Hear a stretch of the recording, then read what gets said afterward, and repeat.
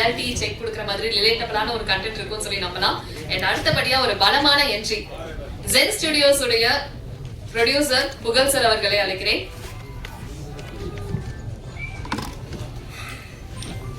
Thank you everyone. பத்திரிகை மற்றும் ஊடக நண்பர்களுக்கு ரொம்ப நன்றி இங்கே வந்ததுக்கு. ஸோ இந்த படம் கொஞ்சம் எமோஷனலான விஷயம் எனக்கு. ஏன்னா தருணம்னு ஒரு படம் பண்ணியிருந்தேன் லாஸ்ட் இயர் ஜனவரி ரிலீஸ் ஆச்சு. அந்த படம் வந்ததுக்கப்புறம் ரொம்ப எமோஷனலாக டவுனாக இருந்தேன் ஆக்சுவலாக. இந்த படம் வந்து என்ன பண்ணுறது, ஏன்னா தருணமோட போஸ்ட் ப்ரொடக்ஷன் நடக்கும்போதே நாங்கள் இந்த படத்தோட ஷூட்லாம் ஸ்டார்ட் பண்ணிட்டோம். ஸோ என்னோட மைண்டில் என்ன இருந்ததுன்னா இந்த படத்தை வந்து எப்படியாவது கொண்டு போய் சேர்த்துலாம். ஏன்னா தருணம் ரிலீஸ் ஆகும், ரிலீஸ் ஆனதுக்கப்புறம் ஒரு சக்ஸஸ் இருக்கும், அதுக்கப்புறம் ஒரு நல்ல ரெவன்யூ இருக்கும், அதை பேஸ் பண்ணி நம்ம இந்த படத்தை முடிச்சிடலாம்னு சொல்லிட்டு நாங்கள் இந்த படத்தை இமீடியட்டாக ஸ்டார்ட் பண்ணோம் தருணம் ரிலீஸ்க்கு முன்னாடியே. பட் அன்ஃபார்ச்சுனேட்லி என்னாச்சுன்னா பெரிய அடி ஆக்சுவலாக. அந்த படத்துக்கு அப்புறம் நான் ஆக்சுவலாக அந்த படம் முடிக்கிறதுக்கு அப்புறம் நான் என்ன பிளான் பண்ணியிருந்தேன்னா, நான் வெளிநாட்டில் ஒர்க் பண்ணிட்டு இருக்கேன். ஸோ வேலையெல்லாம் விட்டுட்டு நம்ம ஃபுல் டைமாக ப்ரொடக்ஷன் இறங்கலாம், நம்ம வந்து இதுதான் நமக்கு கெரியராக இருக்கும்னு நினச்சிட்டு நான் ஐ வாஸ் பிளானிங். ஸோ அப்போது ஒரு பெரிய அடி விழுந்தோடனே என்ன பண்ணுறதுன்னு தெரில. இப்போ படமும் எடுத்தாச்சு, இந்த படம் பாதையில் நிற்குது, தருணம் ரிலீஸ் ரெடியாக இருக்குது, ப்ரீ பிஸ்னஸ் எதுவும் பண்ண முடியலன்னு யோசிக்கும் போது இந்த படத்தை முடிக்க முடியாத நிலைமையில தான் நாங்கள் இருந்தோம் ஆக்சுவலாக. தென் தருணம் முடிச்சுட்டு நான் ஆர்டிஸ்ட்க்கும் வந்து இன்னும் கொஞ்ச நாள் ஷூட் பெண்டிங் இருந்தது. 2 சாங் பண்ண வேண்டியிருந்தது. என்ன ஆச்சுன்னா படத்தில் மொத்தம் 6 சாங் இருக்குது. ஸோ என்ன ஆச்சுன்னா அஸ்வினுக்கு தான் நான் சாரி சொல்லிக்கணும்.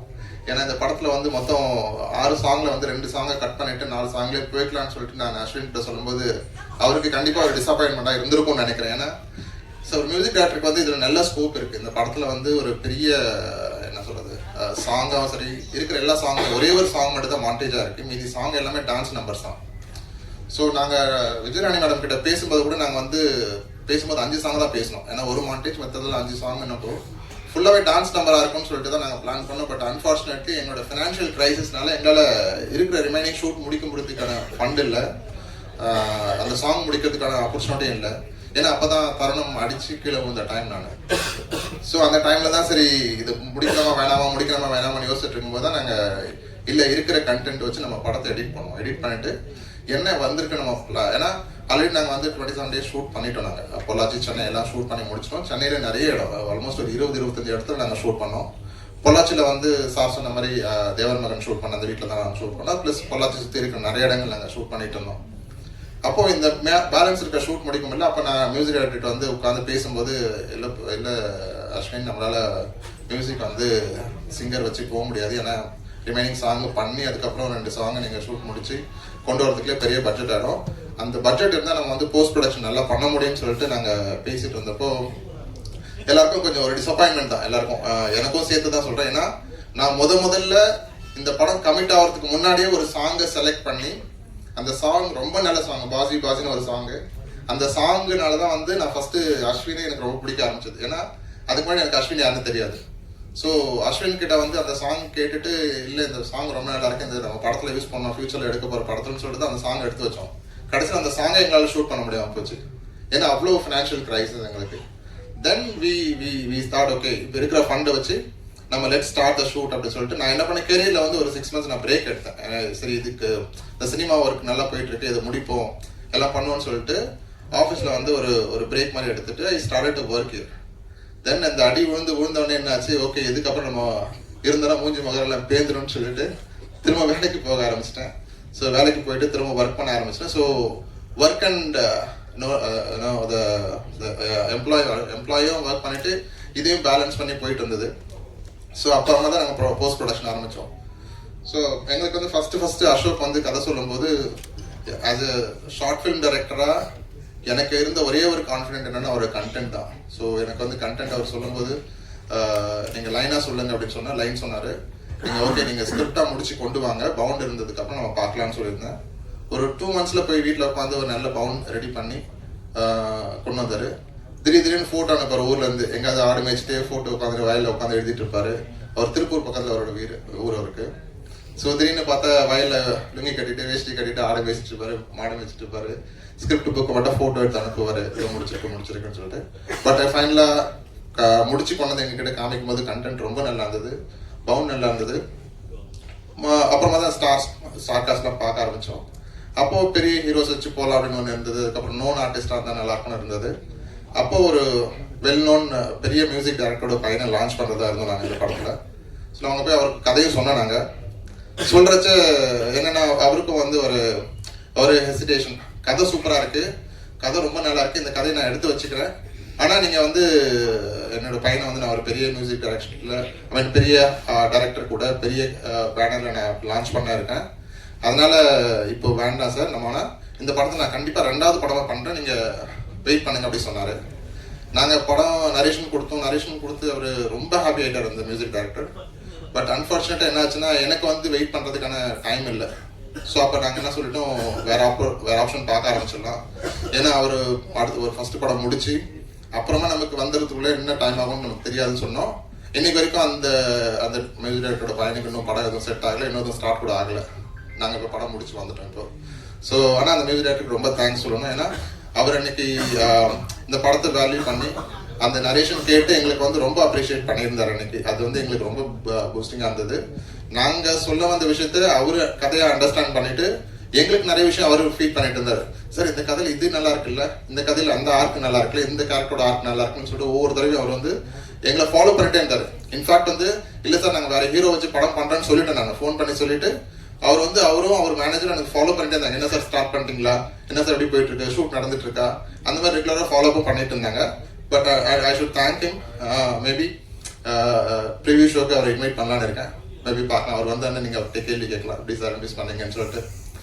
ஸோ அதுக்கப்புறம் hero Vidyasagar sir. Yes. So அதுக்கப்புறம் வந்து நம்ம ஹீரோ வந்து அதான் அவர் சொன்ன அவரோட நரேஷன் சொல்லிட்டாரு. நான் என்னோட ஸ்டோரி சைட் சொல்றேன் இல்லையா. ஸோ எனக்கு வந்து இந்த படத்துல இருந்த எல்லா காஸ்ட் அண்ட் க்ரூஸ் கிட்ட நான் தான் பர்சனலாக பேசினேன்.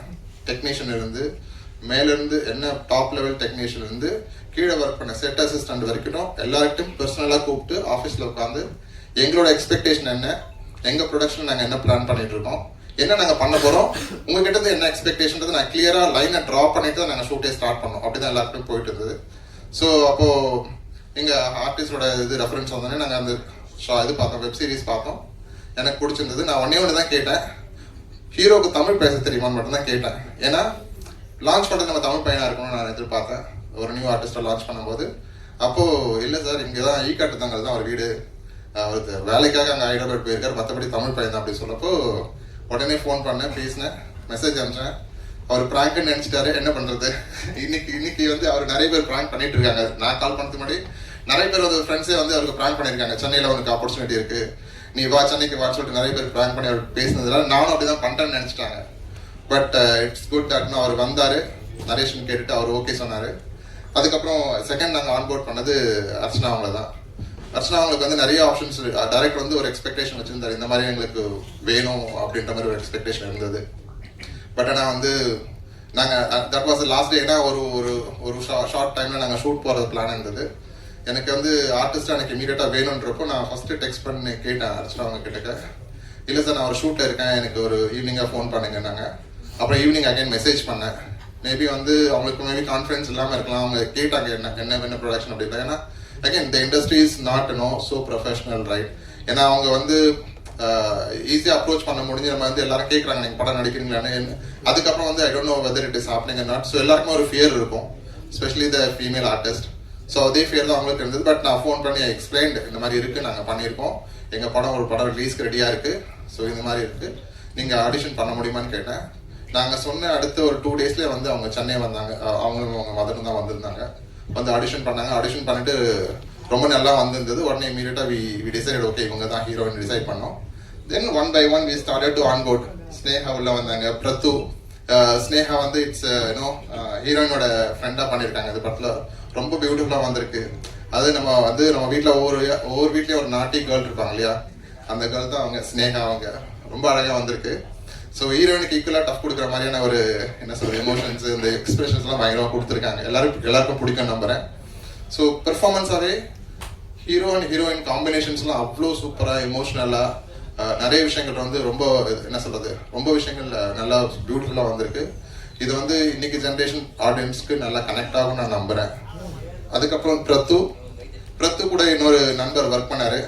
அவர் பேர் சொல்றதுக்கு எனக்கு கஷ்டமா இருக்கு. பட் அவருக்கு இல்லை, ஏன்னா அவர் எந்த இதுக்குமே வரல. படம் நடிச்சாரு, சம்பளம் வாங்கினாரு, ஓடி போயிட்டாரு. அதுக்கப்புறம் அலைய காணோம். ஸோ நாங்கள் எல்லாமே டெக்னீஷியன்ஸ் வச்சு தான் நாங்கள் முடித்தோம் டப்பிங் எல்லாமே.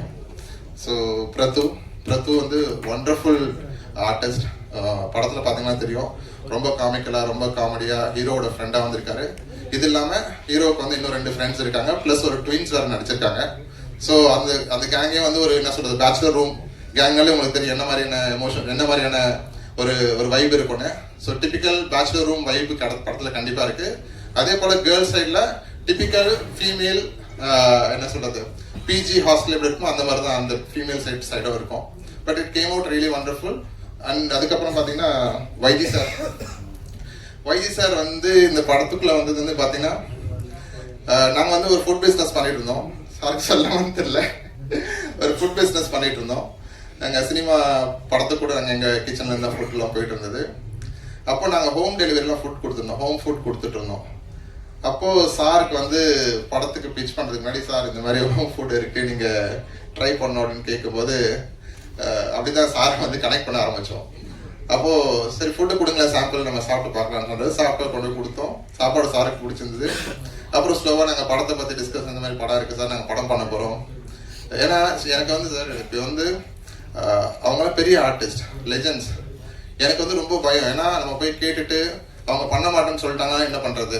ஏன்னா நான் வந்து இந்த படத்துக்கு காஸ்ட் பண்ணும்போது நிறைய ஆர்டிஸ்ட் என்னை இன்சல்ட் பண்ணியிருக்காங்க. அதாவது ஃபீமேல் ஆர்டிஸ்ட், மேல் ஆர்டிஸ்ட், சீனியர் ஆர்டிஸ்ட் நிறைய பேர் வந்து நான் ஃபோன் பண்ணி கேட்கும்போது நீ எல்லாம் என்ன படம் எடுக்கிறேன்னு கேட்ட ஆட்களாக இருக்காங்க. உண்மையாக நடந்தது எனக்கு, சரிங்களா. அந்த ஆர்டிஸ்ட் பேர் சொல்ல விரும்பல. அவங்க வந்து சித்திரமிட்டு நடிகை, அவங்க என்னை வந்து ரொம்ப அசிங்கப்பட்டாங்க ஃபோனில். ஸோ நான் ஒன்றும் கண்டுக்கல. ஸோ நான் கேட்டுட்டு நான் அமைதியாகவே வந்துட்டேன். சரி மேம், சாரி, நான் ஃபோன் பண்ணதுக்கு ரொம்ப தப்பு பண்ணிட்டேன் அப்படின்னு சொல்லிட்டு ரொம்ப சாரி கேட்டு வச்சிட்டேன். பட் என்ன பண்ணுறது, ஸோ இது வந்து இது ரொம்ப கஷ்டமாக இருந்தது. அப்போ வந்து நான் வைஜி சார்ட்டு டேரெக்டாக போய் எப்படி படம் கேட்குறதுன்னு சொல்லிட்டு ஃபுட்டு விஷயமா போகலான்னு சொல்லிட்டு அவரை ரீச் பண்ணி ஃபுட்டு கொடுத்து, அதுக்கப்புறம் படத்தை பற்றி பேசி, அப்புறம் ஃபுட்டு கொடுக்குறீங்களா வீட்டுக்குன்னா, நான் கொடுக்குறேன் சார் என்ன. பட் ஆனால் அன்ஃபார்ச்சுனேட் எங்களால் கொடுக்க முடியல, சாரி சார். ஏன்னா வந்து ஏன்னா படத்துக்குள்ளே வந்ததுக்கப்புறம் என்னால் டெலிவரி பாய் இது பண்ணி அவருக்கு ரெகுலராக ஃபுட்டு கொடுக்க முடியல. அப்போது பேமெண்ட்லாம் பேசிகிட்டு இருந்தோம்.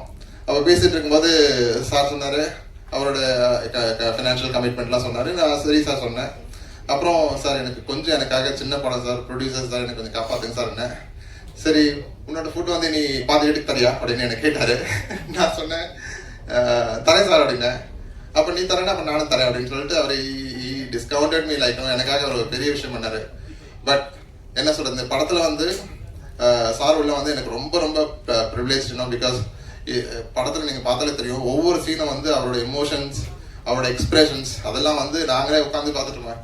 என்னப்பா இது, நீங்கள் வந்து இவ்வளோ பெரிய டயலாக் ஹீரோ உட்காந்து பெருசாக டயலாக் பேசிட்டு பாரு, அவர் அந்த பக்கம் திரும்பி ஒரே ஒரு எக்ஸ்பிரஷன் தான் கொடுப்பாரு. பார்த்தீங்கன்னா வந்து கம்ப்ளீட்டாக வர மாதிரி இருக்கும். அது ஒரு டயலாகே இல்லாமல் அந்த எக்ஸ்பிரஷன்லேயே வந்து அந்த சீனை எடுத்து சாப்பிட்டுப்பாரு வைஜி சார். அவ்வளோ சூப்பராக வந்திருக்கு, நிஜமாக ரொம்ப நல்லா வந்திருக்கு. ஸோ இதெல்லாம் வந்து எங்களுக்கு பயங்கரமான எக்ஸ்பீரியன்ஸ். வித்யா மேம் வந்து ஆப்ஷனே இல்லை. நான் பார்த்தவொடனே மேடம் கிட்ட சொன்னேன், நீங்கள் கண்டிப்பாக பண்ணுங்க மேம், நீங்கள் கண்டிப்பாக இந்த படத்தில் பண்ணணும்னு சொல்லிட்டு உள்ளே வந்தாங்க. ரொம்ப ஒண்டர்ஃபுல்லாக ஹீரோவோட அம்மாவாக பண்ணியிருக்காங்க. ரொம்ப சூப்பராக என்ன சொல்கிறது, எல்லாமே வைஜி சார், வித்யா மேம் எல்லாமே வந்து பொள்ளாச்சியில் தான் ஸ்கெடியூல். அவங்களுக்கு 7 நாள் ஷூட் பண்ணோம். 7 நாளுமே ரொம்ப நல்லா வந்து ஒர்க் பண்ணி எல்லாமே ரொம்ப ஜாலியாக ஈவினிங் ஆனால் எல்லாம் முடிச்சுட்டு ஒன்றா போய் டின்னர் சாப்பிட்றது எல்லாமே என்னால் நான் சேர முடியல. பட் டீமாகவே ரொம்ப என்ஜாய் பண்ணாங்க அங்கே வந்துட்டு. So thank you ma'am.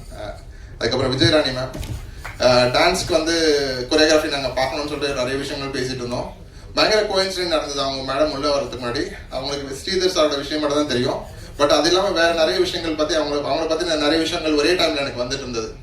ஸோ ஆக்சுவலாக வந்து மேடம் வந்து ஒரு ஆல்பம் சாங் பண்ணியிருந்தாங்க, தர்ஷன் வச்சு ஒரு சாங் பண்ணியிருந்தாங்க.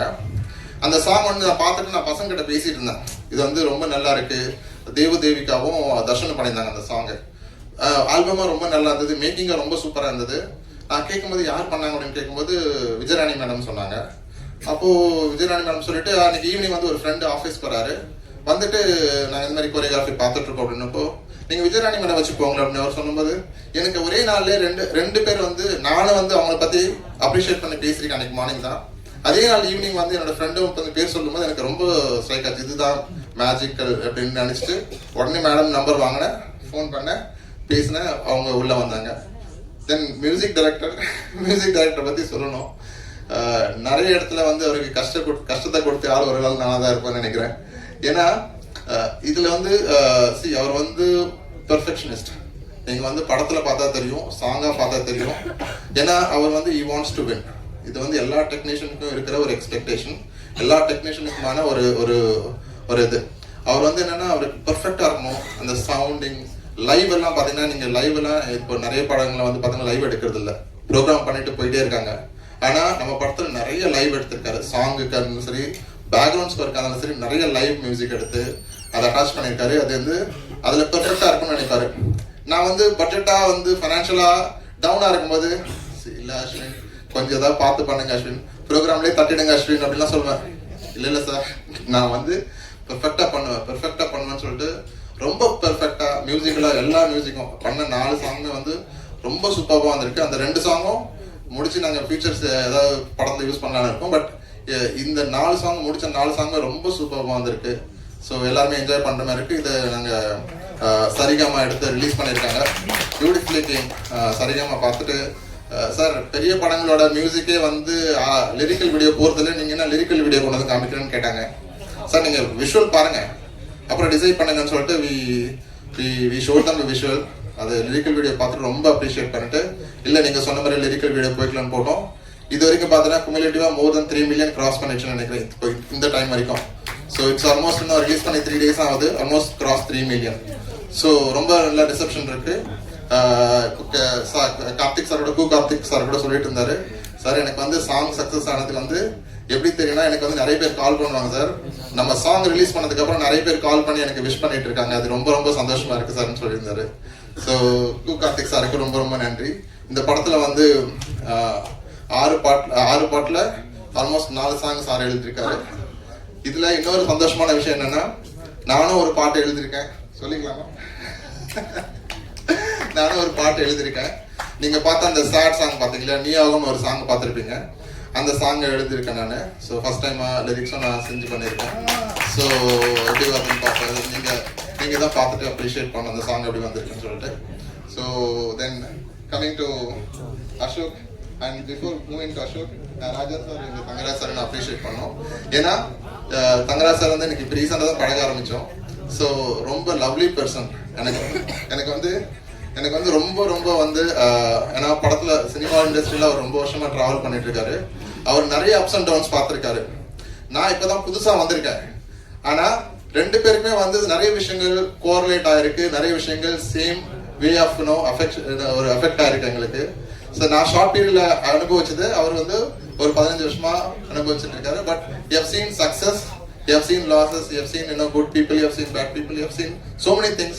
I am learning from him as an producer, distributor, and he has done lots of finance and everything to the film, and so I am so happy to meet such a great person, and it has become wonderful journey for a few days now, and I am happy for it. Coming to ராஜா வந்து எங்க ஆஃபீஸ்க்கு முன்னாடி தான் அவருக்கு office. So எங்களுக்கு அவர் producer எங்களுக்கு தெரியாது, அவர் படம் பண்ணியிருக்கான்னு தெரியாது. திடீர்னு ஒரு நாள் டீ கடையில் நிற்கும் போது அவர் வந்தார். ஏன்னா எங்கள் ஆஃபீஸ்க்கு வெளியே டீ கடை ஒன்று இருக்கும், அங்கே தான் மீட்டிங் நடந்தது. அப்போது பேசும்போது நாங்கள் படம் பண்ணிட்டு இருக்கோம். அப்போ நாங்களும் படம் தான் சார் பண்ணுறோன்னு சொன்னால், அப்போ வாங்க சார் மேலேன்னு சொல்லிட்டு எங்கள் ஆஃபீஸில் கூட்டிகிட்டு போயிட்டு அவருக்கு சாங்ஸ் எல்லாம் போட்டு காமிச்சு. இது வந்து பிகினிங் ஆஃப் 2025 நடந்த விஷயம் அது. அவர் பார்த்துட்டு ரொம்ப நல்லா இருக்குன்னு அப்ரிஷியேட் பண்ணார். அப்போது தாங்க ரெகுலராக பேசிட்டு தான் இருந்தோம். அவர் இப்போ எலெக்ஷன் நிற்கும் போது நிறைய விஷயங்கள் அவர் போடுவார், நானும் கமெண்ட் பண்ணுவேன், நிறைய விஷயங்கள் ஷேர் பண்ணிப்போம். என்னோட ஐசி மெம்பரை வந்திருக்காரு, என்னோட வாழ்த்துக்கள் அவருக்கு. நிறைய விஷயங்களும் நல்லது பண்ணணும்னு நினைக்கிறேன் நான் இதில் ப்ரொடியூசர் கவுன்சிலில். கமிங் டு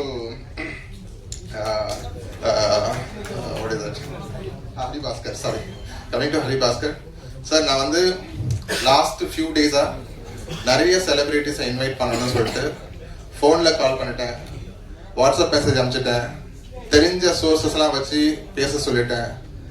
இது வரைக்கும் ஒருத்தர் கூட எனக்கு வந்து மெசேஜ் ரிப்ளை பண்ணல, காலும் பண்ணல, மெசேஜும் பண்ணல. எல்லாமே வந்து இந்த புது ப்ரொடியூசர்ஸ், சின்ன ப்ரொடியூசர்ஸ், இல்லை ஒரு நியூ ஆர்டிஸ்ட் வச்சு பண்ணுற ப்ரொடியூசர்ஸ்க்கு யாருமே சப்போர்ட் பண்ணுறதுக்கு ரெடியா இல்லை. அது ஏன் தான் எனக்கு தெரியல. இதே தெலுங்கு இண்டஸ்ட்ரி போனீங்கன்னா அவ்வளோ பேருக்கு சப்போர்ட் பண்ணுறாங்க. ஆனா அந்த விஷயம் தமிழ் இண்டஸ்ட்ரியில ஏன் நடக்க மாட்டேங்குது எனக்கு தெரிய மாட்டேங்குது. ஆனா எனக்கு வந்து ஒரே ரெஸ்பான்ஸ் ஹரிபாஸ்கர் மட்டும்தான். நேற்றுக்கு மெசேஜ் பண்ணாரு.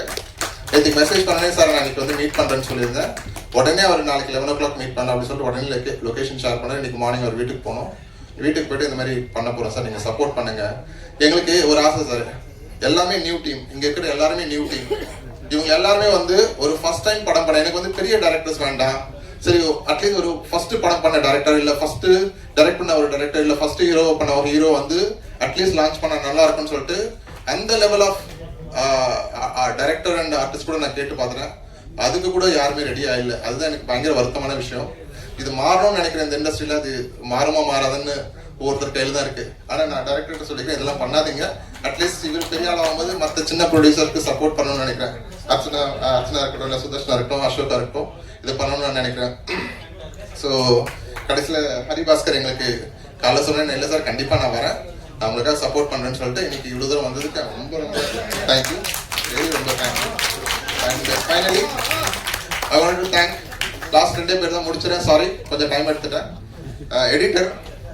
எடிட்டர் வந்து நம்ம படத்துல வந்து நான் ஃபர்ஸ்ட்ல வந்து வேற ஒரு எடிட்டர் இருந்தாரு. ஒரு அன்எக்ஸ்பெக்டட் ரீசனால we had to change the editor. So அப்போ அசோக் தான் வந்து சொல்லிட்டு இருந்தாரு நம்ம ஃப்ரெண்ட் இருக்காருன்னு. உடனே அர்ஜுனை மீட் பண்ணேன். அர்ஜுன், என் சுச்சுவேஷன் இதுதான், நான் ஃபினான்ஷியலாக பயங்கரமாக இப்படி இருக்கேன், உங்களால் சப்போர்ட் பண்ண முடியுமா அப்படின்னு கேட்டப்போ முன்னாடி வந்து எனக்காக உட்காந்து இது வரைக்கும் இந்த படத்தை வந்து அவ்வளோ ரிவிஷன் பண்ணியிருக்கோம், அவ்வளோ எடிட் பண்ணியிருக்கோம், அவ்வளோ கட் பண்ணியிருக்கோம், அவ்வளோ சேஞ்சஸ் பண்ணியிருக்கோம். ஒன்று கூட அசராம கேட்கும் போதெல்லாம் வந்து உட்காந்து பண்ணி கொடுத்து டே நைட் ஒர்க் பண்ணி அவர் நிறைய பெரிய பெரிய படங்கள்லாம், நிறைய அஜித் சார் படங்கள்லாம் அசோசியேட்டாக ஒர்க் பண்ணியிருக்காரு. வலிமையில் ஆரம்பிச்சு இப்போ வந்து ஜிபி வரைக்கும் அவர் தான் அசோசியேட்டாக ஒர்க் பண்ணியிருக்காரு.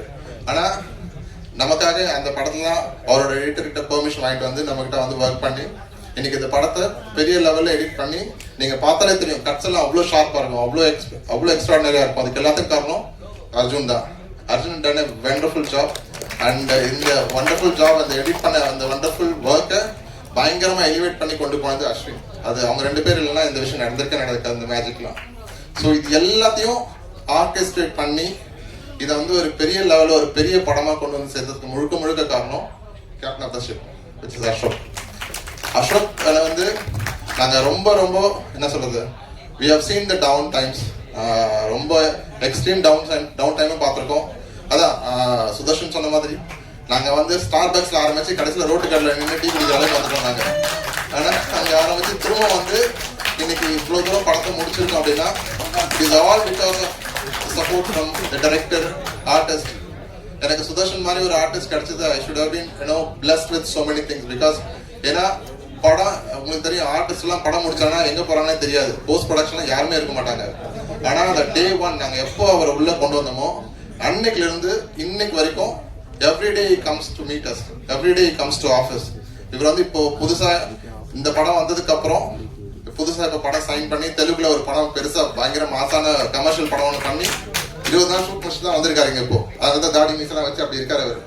ஒரு ஒரு ஒரு அர்ஜுன் தாஸ் மாதிரி ஒரு படத்தை வந்து பண்ணிட்டு வந்து உட்கார்ந்துட்டு இருக்காரு. அந்த படம் வந்து பெரிய அர்ஜுன் ரெட்டி மாதிரி ஒரு படத்தை பண்ணிட்டு வந்து உட்கார்ந்துருக்காரு. பட் அந்த படமும் இதே வருஷம் ரிலீஸ் ஆகும் நான் நம்புறேன். அப்படி வந்துச்சுன்னா திரும்ப அதுக்கான ப்ரெஸ் மீட் வச்சு நானும் அவரோட படத்தை இங்கே சென்னையில் நானே ரிலீஸ் பண்ணுறேன்னு அவர்கிட்ட சொல்லியிருக்கேன். அவர் எனக்கு கொடுத்தாருன்னா நான் பண்ணுவேன் கண்டிப்பாக. ஸோ அதனால நாங்கள் 3 பேர், நான், Ashok, Sudarshan, every single day எங்கேயாவது பார்த்தீங்கன்னா சுதர்ஷன் ஸ்டோரி போட்டுட்டு பாரு, நாங்கள் 3 பேர் ஏதாவது டீ கடையில் உட்காந்து டீ குடிச்சிட்டு இருப்போம், இல்லை எங்கேயாவது ஒரு இடத்துல உட்காந்துருப்போம். எப்போல்லாம் நான் சென்னையில் இருக்கணும் அப்போல்லாம் we meet every day, we discuss. அதெல்லாம் சேர்ந்து தான் இன்னைக்கு படமாக வந்திருக்கு. இது எல்லாத்தையும் தாண்டி நான் ஒரே விஷயம் சொல்லி முடிச்சிடுறேன். இந்த படத்துல வந்து நான் ஃபினான்ஷியல் கிரைசிஸ்ல வந்தப்போ நீங்க உட்காந்துருக்க எல்லா ஆர்டிஸ்டும் நீங்க படத்தை பண்ணுங்க, எல்லாருக்குமே நான் பேமெண்ட் கொடுக்க வேண்டியிருந்தது. எல்லாருமே சொன்ன விஷயம், சார் நீங்க பண்ணுங்க, நான் உங்களுக்கு சப்போர்ட் பண்றோம், இந்த படம் நல்லா ஜெயிக்கும் சார், நீங்க கூட இருந்து நாங்க எல்லாத்துக்கும் டப்ல இருந்து எல்லாமே முடிச்சு கொடுத்தது இங்க இருக்க எல்லா ஆர்டிஸ்டும் இன்க்ளூடிங் வைஜி சார் அண்ட் நேல்கல் சார். நேல்கல் சார் வைஜி சாரை வந்து ஒரு ஸ்டேஜ்ல வந்து எனக்கு ஃபினான்ஷியலா இப்படி இருக்கு சார், நீங்க பண்றது கஷ்டம், டப்பிங்லாம் டிலே ஆகிட்டு சொல்லும் போது வைஜி சார் சொன்ன ஒரே விஷயம், சார் நீங்க சூப்பரான படம் எடுத்திருக்கீங்க, அந்த படத்துக்கு நான் சப்போர்ட் பண்ணல, யார் சார் சப்போர்ட் பண்ணுவேன், நான் வந்து பண்றேன்னு சொல்லிட்டு வைஜி சார் வந்து பேமெண்ட் பெண்டிங் வந்து அவர் வந்து முடிச்சு கொடுத்து அதுக்கப்புறம் we sorted out. அதே தான் நேல்கல் ரெட்டி சாரும் பண்ணாரு. அதே போல தான் இங்கே இருக்கிற எல்லா டெக்னீஷியன் அண்ட் ஆர்டிஸ்ட் எல்லாமே எனக்கு சப்போர்ட் பண்ணாங்க நான் டவுன் டைமில் இருக்கும்போது. அவங்க சப்போர்ட் பண்ணனா இந்த படம் இங்கே முடிஞ்சிருக்காது. And I thank everyone on the stage and I really appreciate everyone to know bring me here. And பத்திரிகை நண்பர்கள், ப்ளீஸ் எங்களை மாதிரி ப்ரொடியூசர்ஸை நீங்கள் காப்பாற்றணும்னா நீங்கள் சப்போர்ட் பண்ணால் மட்டும்தான் முடியும். நீங்கள் கொண்டு போய் சேர்க்கணும், ஆடியன்ஸ் கிட்ட கொண்டு போய் இந்த விஷயத்த சொன்னால் மட்டும்தான் it will reach. And thank you so much. Thank you so much, sir. இப்போ நீ ஃபார் எவர் டீமுடன் பிரசன்ட் மீடியாக்கான Q&A செஷன்.